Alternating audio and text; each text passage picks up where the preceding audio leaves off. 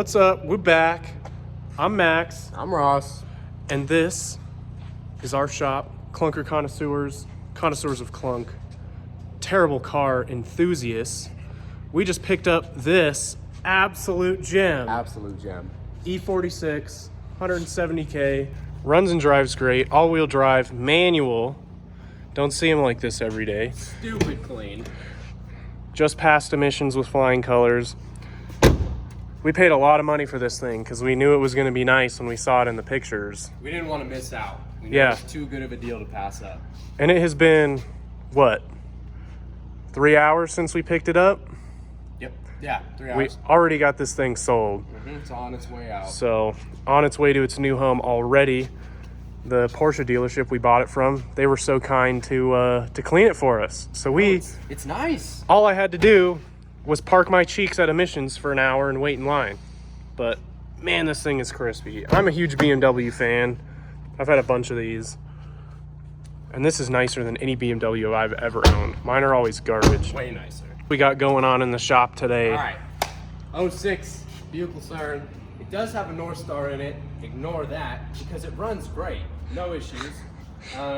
Right, the North Star is only a boat anchor when they stop running, which will probably be soon, but hopefully not that soon. I don't know. It runs good.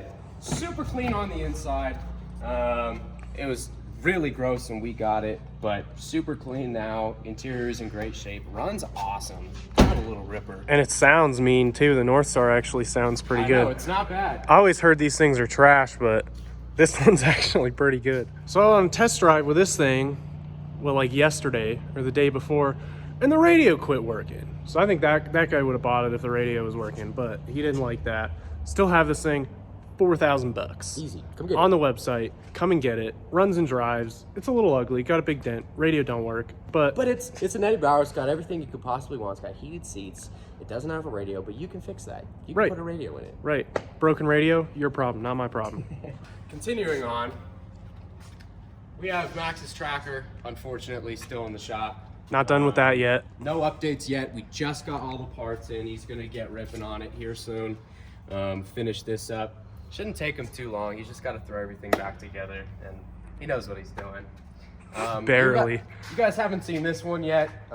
This is one of my personal cars.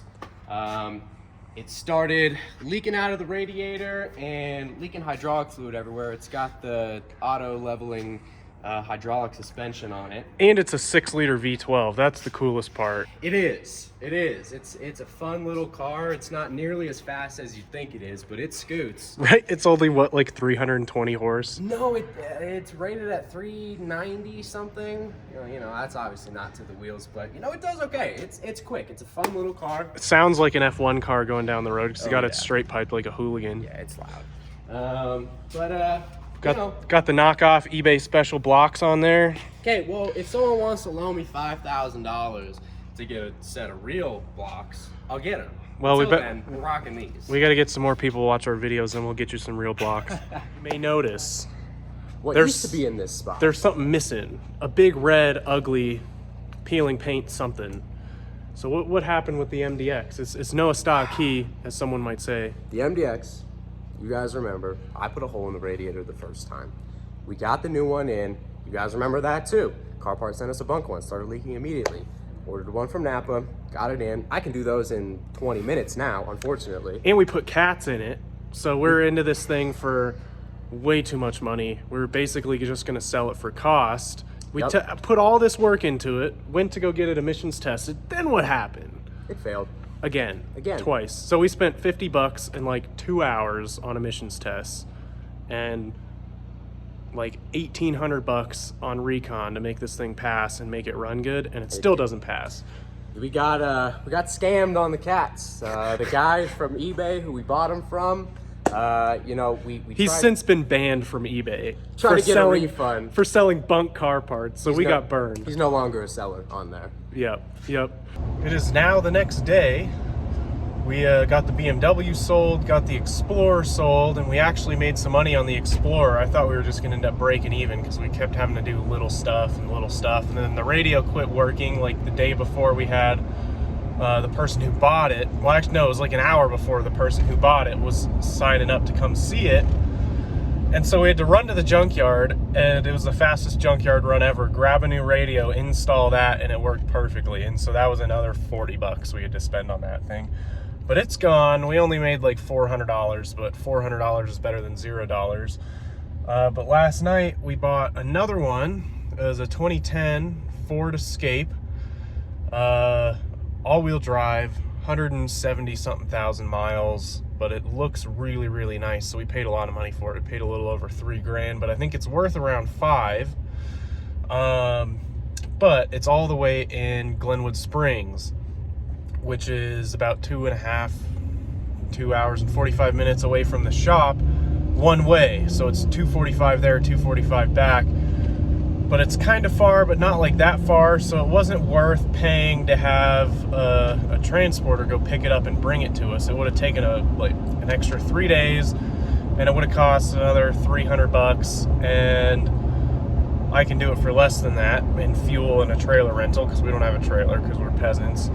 So we're in the tow pig, the heavy Chevy. Well, I'm in it. Ross is manning the shop. He's going to try and buy us another one today while I'm out driving around. But she's a 2001 6-liter Silverado 2500.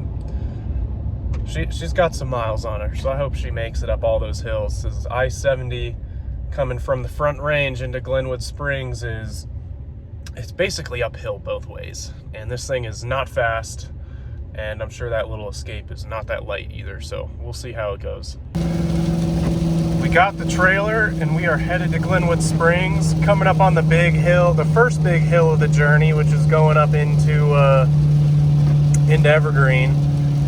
And it's pouring rain, so it's going to be a slow journey. GPS says it's supposed to be 6 hours or so round trip. I think it's going to be a little bit longer than that, especially with all the hills and the trailer and all that fun stuff. So we'll see how she do. About to let the big girl eat and see what we can do up these hills. And luckily it's cool right now. It's like 40 degrees outside. It's probably colder now that we're getting up high and it's starting to turn into snow, but the transmission heats up really quick going up these hills, even not pulling a huge load. And so this thing definitely, I'm thinking, needs a bigger transmission cooler at a minimum, because I mean, we pull a lot with this truck, and so we don't want to cook the transmission or anything. I mean, it's a 4L80, so supposedly they're pretty tough, but I've had a few GM transmissions in the past not treat me so well, so we want to make sure this one lasts. And so if you have any recommendations for a trans cooler for a 2001 Silverado 2500 with a 6-liter, send me your recommendations, put them in the comments, let me know, because that's definitely something we're going to want to do soon. All right, there she is. Got the keys. Took us about 3.5 hours to get here because we were going slow. Weather's a little nicer on this side of the mountains, but I already drove this thing, cruised it around, kind of shook it down, and man, it runs good. Front tires are totally spanked, but we knew that. It's got a gnarly wheel bearing noise coming from the rear, but that's nothing we can't fix. Just did a wheel bearing on a Ford, so this one probably be familiar. So we're not quite halfway back. Coming up Vale Pass, which is a very steep hill. And I don't know if you can see it, but we got the Escape back there. And we're sitting on the side of the road on Vale Pass, letting the transmission cool down because it got a little warm. It was getting up to like 210, 215, and I was like, ooh, that's a little spicy. And so we're just sitting here letting it idle, letting it cool off. Once it gets back down to like 150-ish, we'll take back off and tackle the rest of the hill. Hopefully I can make it the rest of the way up. I don't have to stop again. All right, we are back at it. Trans has cooled down a little bit. We'll see how long we can keep it cool. We're gonna take it nice and easy going up this hill, doing about 30 miles an hour. I think we're pretty close to the top, so we'll see how it goes. Hopefully I don't have to stop and let it cool down again. It's now the next day again. We're in our sick little Escape. Crispy clean, leather, silver on black, really good color combo. This thing is sweet. It doesn't need a friggin' thing, but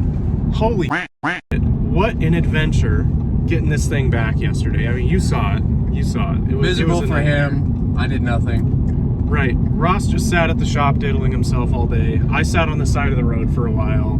So it was all good, I guess. I did get us another Escape at the shop. We bought another Escape, just like this one, except it's cloth and a little crappier. So we're on our way to pick that up now. Another one at Peak Kia. It's a great idea. So we're gonna see how that goes. This one, we paid the same amount of money for it. It's objectively worse. I wouldn't even say objectively. It is worse than this one, but it's still not a bad price. We paid $3 grand for this one. We paid $3 grand for that one. That one's probably worth 45. This one's probably worth 5-ish. So we'll see what they sell for. Hopefully that one doesn't need anything either. It's just a little uglier with like 20,000 more miles. Here we are. Another 2010 Escape. This one is not nearly as nice. Way less nice than it looks in the pictures. Or it looked in the inspection. I don't know if you can tell in the video, probably not, but this whole side has been painted, and not painted that well either. Did get one free license plate. Nice, one free one. Got a little crunchy back here. Boop. That's okay though. This one's gonna be cheaper than the nice one. It did show one accident. It said minor, I think, on the Carfax, but that's if they painted the whole side, that's probably not true. Probably not minor. Thing got T-boned by a semi. Very small little bit of rust. That's it. That's the only rust you'll find on it. That's okay. I got some gold spray paint. Let's see what the inside looks like, because if I remember correctly, it's gross. It was super disgusting. Oh yeah, your tan seat. Gray. It's brown. Not too bad though. Now it's time for everybody's favorite segment. Will it start? It's a little low on coolant. It's got oil in it. This looks like a different engine than the other one, even though it's the same, and they both said it was a 3-liter V6, so give her some souse.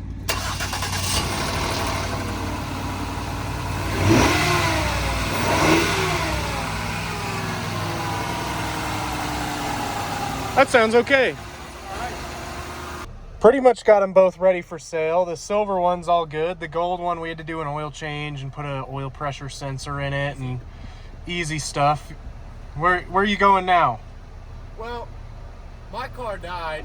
I don't know if they know about the Explorer yet. 03 Ford Explorer, 4-liter. Went to go move it to take pictures of the silver one that he's sitting in. It's dead completely. It's I think dead. It's battery, so I'm gonna go get one and test drive this while I'm at it. And take it to emissions and the car wash. And take it to the emissions and scrub it down. Yep, so they're almost ready. Escapeception. Have fun. We about to make some fat stacks on a couple of Fords. Stacks when I come back.